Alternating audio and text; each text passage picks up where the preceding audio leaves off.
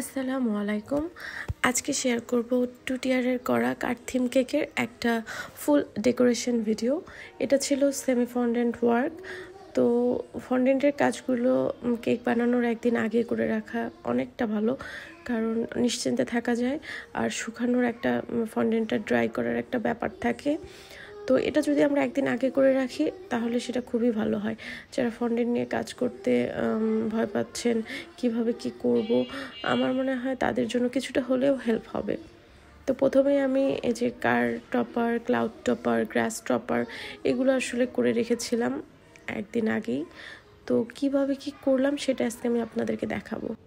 প্রথমে ফন্ডেন্টের সাথে কিছুটা সিএমসি পাউডার আমরা মিক্সড করে নিব। হাত দিয়ে টেনে টেনে ফন্ডেন্টের সাথে সিএমসি পাউডার মিক্সড করে নেব। এতে ফন্ডেন্টটা শক্ত হয়ে যাবে দ্রুত। আর সাথে কিছুটা কর্নফ্লাওয়ারও মিক্সড করব।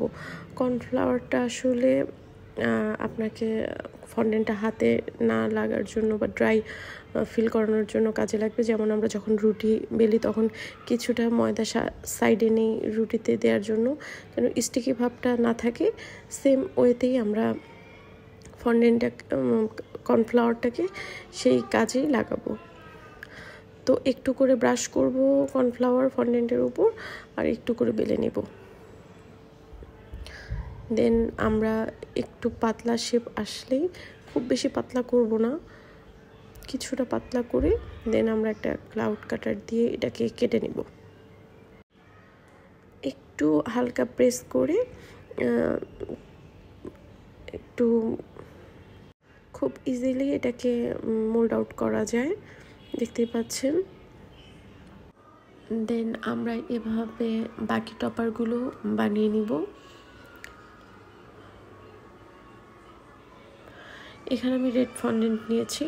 রেড ফন্ডেন্ট যদি আপনারা চান যে হোয়াইট কালারের ফন্ডেন্টের সাথে কিছুটা রেড কালার মিক্সড করলে রেড হয়ে যাবে, আসলে কিন্তু ব্যাপারটা সেরকম না। রেড আর ব্ল্যাক কালারের ফন্ডেন্ট দিয়ে যখন কাজ করতে যাবেন তখন দোকানে যেটা পাওয়া যায় সেটাই নিলে ভালো হবে, কারণ আপনি যতই রেড বা ব্ল্যাক কালার ইউজ করেন এই কাঙ্ক্ষিত কালারটা আর আসবে না। 1 বাই 1 আমি আসলে যা যা লাগবে সব করে নিচ্ছি, আপনারা দেখতে থাকুন। ভিডিওটা একটু বড় হতে যাচ্ছে, আপনারা একটু ধৈর্য নিয়ে দেখবেন। তো আমার আরও কিছু ক্লাউড লাগবে, তো আমি সেই অনুযায়ী অনেকগুলো ক্লাউড তৈরি করে নিচ্ছিলাম কাটার দিয়ে। এগুলোকে আগে কেক বানানোর একদিন আগে মেক করে ফ্যানের বাতাসে বা একদম বাহিরে রুম টেম্পারেচারে রেখে এগুলোকে শুকাইতে হবে। কোনোভাবে ফ্রিজে রাখা যাবে না। শক্ত করে নিয়ে দেন আপনি এটাকে এয়ারটাইট বক্সে রাখতে পারেন। তো এখানে দেখতে পাচ্ছেন কারের জন্য আমি কিছুটা চাকা তৈরির জন্য কিছুটা আলাদা ব্রাউন কালার, হোয়াইট কালারের সাথে ব্রাউন কালার মিক্স করে চাকার শেপ দিয়ে গোল করে নিয়েছি। এখানে আমি যেটা আসলে তুলি দিয়ে যেটা ব্রাশ করছি সেটা আপনার ওই সিএমসি পাউডারটা 2 চামচ পানিতে অল্প কিছু সিএমসি পাউডার, 1 চিমটি সিএমসি পাউডার গুলিয়ে নিয়ে সেটাই জাস্ট এরকম একটু ব্রাশ করে নিলেই হবে। এটা আঠার মতো কাজ করে, অনেকটা স্টিকি হয়। আমরা যখন স্যুপগুলো খাই যেমন অনেক আঠালো স্টিকি হয়, ওই সেম ওই রকমই হবে কিছুটা। তো সেটা দিয়ে আসলে এখানে আটার কাজটা করে খুব সহজে করা যায়, আপনারা দেখতে পাচ্ছেন। এইভাবে করলে আর কি খুব সহজ হয়। তো এখন আমি কারের চাকাগুলো বসিয়ে নিব। যে যে পয়েন্টে বসাবো সেখানে সেন্টারে আর কি একটু আপনার সিএমসি পাউডারের যে গ্লুটা তৈরি করে নিয়েছি সেটা ব্রাশ করে নিব, দেন একটু প্রেস করে বসিয়ে দিব। তো সেম প্রসেসেই বাকি কারের কাজগুলো আমি করে নিব, আপনারা দেখতেই পাচ্ছেন।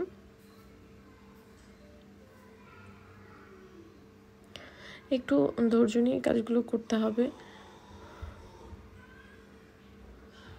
তো এগুলো শেষ হওয়ার পর এগুলোকে আমি যেগুলো এক্সট্রা কর্নফ্লাওয়ারের সাদা সাদা দেখা যাচ্ছিলো এগুলো ডাস্ট ব্রাশ দিয়ে ঝেড়ে ফেলবো। এইভাবে আমি সেম প্রসেসে বাকি কারগুলোও তৈরি করে নিয়েছি বিভিন্ন কালারের, কারণ এক কালারের দেখতে তেমন ভালো লাগে না। তো বিভিন্ন আর কি বাচ্চাদের কার্ড থিমের যেহেতু কেক, তো রং বেরঙিন হইলে অনেক রঙিন ব্যাপারটা বাচ্চারা খুব পছন্দ করে। তো এই জন্য আমি অনেক কালারেরই কার্ড তৈরি করে নিয়েছি। এটা আমি এয়ারটাইট বক্সে এভাবে শুকিয়ে যেহেতু নিয়েছি, তো এটার উপরে এভাবে টিস্যু রেখে এয়ারটাইট বক্সে রাখবো। এখন আমি আপনাদেরকে দেখাবো যে গ্রাস তৈরি করতে হয় কীভাবে, মানে ঘাস আমি আর কি ওই কারের সাথে ওখানে সেট করব, তো সেটাই আমি আপনাকে দেখাবো। ঘাস তৈরিটা খুবই সহজ, জাস্ট একটু লম্বা ভাবে হাতের তালুতে এভাবে আপনারা দেখতে পাচ্ছেন বেলে নিয়ে জাস্ট একটা কাঁচির সাহায্যে কাট করে নিতে হবে। প্রথমটা হয়নি, তো একটু মানে সাবধানভাবে কাট করে নিলে আপনারা দেখতে পাচ্ছেন আমরা কার্টুনে বা কমিক্সে কার্টুনগুলোতে যে গ্রাস দেখি সেইভাবেই আর কি ঘাসটা তৈরি করে নিয়ে যাব। এই দেখতে পাচ্ছেন খুব সহজে ঘাসটা হয়ে গেল। যে পাশে একটু মোটা লাগবে ওখানে একটু চিকন করে নিতে পারেন। খুব সাবধানতার সাথে আসলে কাজগুলো করতে হবে।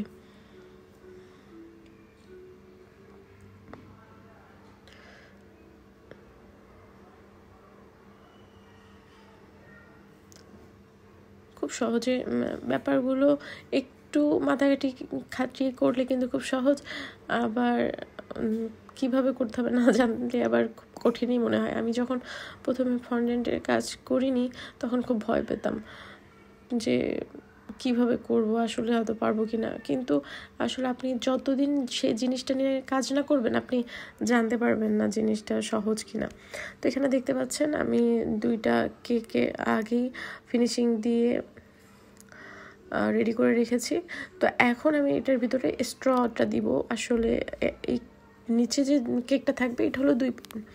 তো 2 পাউন্ড কেকের উপরে যে 1 পাউন্ডটা থাকবে এইটার মানে ব্যালেন্স যেন থাকে, সেই জন্য স্ট্র 3টা আমি ঢুকিয়ে নিচ্ছিলাম, কেকের ভিতরে ঢুকিয়ে দিচ্ছিলাম যাতে উপরে ব্যালেন্সটা ধরে রাখতে পারে। এই স্ট্রগুলো কিন্তু কেকের ক্ষেত্রে ইউজ হয়, এগুলো আপনারা কেকের দোকানেই পেয়ে যাবেন। তো এখন আমি যে এইটা হলো সব থেকে মানে ডিফিকাল্ট একটা পার্ট। তো এই জিনিসটা আপনারা দেখতে পাচ্ছেন এইভাবে কিন্তু আপনি উপর দিয়ে যদি একটা স্ট্র দেন, দিয়ে নিচ দিয়ে আপনাকে একটু সাবধানভাবে খুব সহজে উঠিয়ে নেওয়া যায়, নিয়ে দেখেন খুব ইজিলি সেট করা যায়। কিন্তু উপর দিয়ে স্ট্রটা দিলে হবে কি, আপনি খুব দ্রুত আর খুব সাবধানভাবেই জিনিসটাকে উঠাইতে পারবেন। তো এখন এই স্ট্রটাও কিন্তু আমরা উপর দিয়ে গেঁথে দিব, কারণ এটা মানে উপরের কেকটা নিচের কেকটাকে একসাথে রাখতে সাহায্য করবে। যখন আপনি নিয়ে ডেলিভারি করবেন বা ইয়াতে নড়চড় হওয়ার আসলে সেই ভয়টা থাকে না। তো যেখানে স্ট্রর জায়গাটা ফাঁকা ছিল ওইটা আমরা ক্রিম দিয়ে কাভার করে দিব। আর উপরের কেক আর নিচের কেকের মধ্যে দেখতে পাচ্ছেন অনেকটা গ্যাপ দেখা যাচ্ছে। এটা আপনারা চাইলে একটা ছোট স্টার নজল একটা বর্ডার করে নিতে পারেন। আমি ওটা করলেই বেশি ভালো হতো, বাট আমি কেন জানি এই কাজটা মানে মনে করছিলাম এইভাবে করে দিলে হয়তো ঠিক খুব ভালোভাবেই হবে, কিন্তু আসলে একটু ঠিক করতে যেয়ে আমি কেকটাকে পরের মানে চতুর্দিকে একদম মানে ক্রিমটা কেমন দাগ দাগ হয়ে যায়। তো পরবর্তীতে আর কি অনেকটা টাইম লেগে যায় এটাকে ঠিক করতে।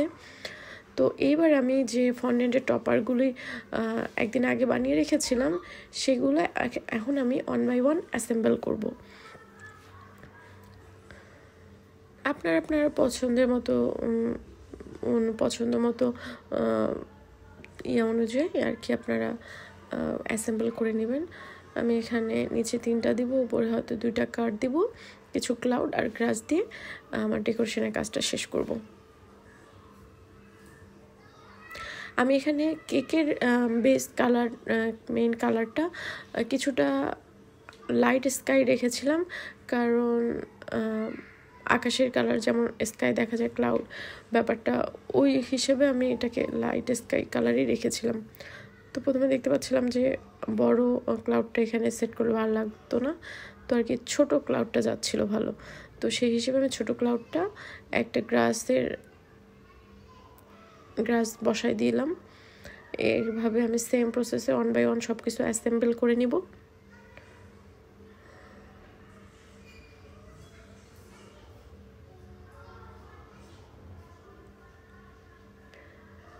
তো দেখতে পাচ্ছেন আমার ডেকোরেশন করাটা অলমোস্ট শেষ। এখন জাস্ট ক্লাউডগুলো বসিয়ে নিব।